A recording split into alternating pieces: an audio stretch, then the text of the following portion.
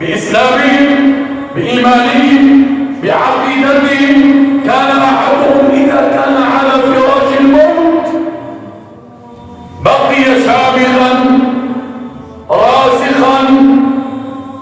هذا ما حصل مع بلال مؤذن الحبيب عليه الصلاة والسلام، وأول من قال الله أكبر الله أكبر عندما كان على فراش الموت. وفي اللحظات الأخيرة طلب من زوجته أن تعطر وتبخر المكان، لأنه عرف أن الملائكة ستدخل عليه.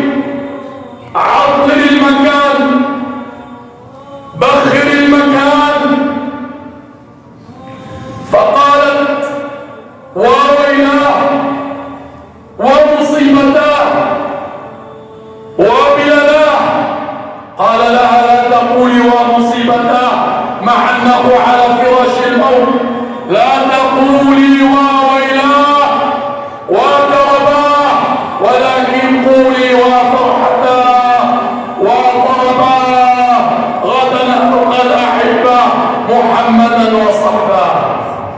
صدروا لنا أمثلة ستبقى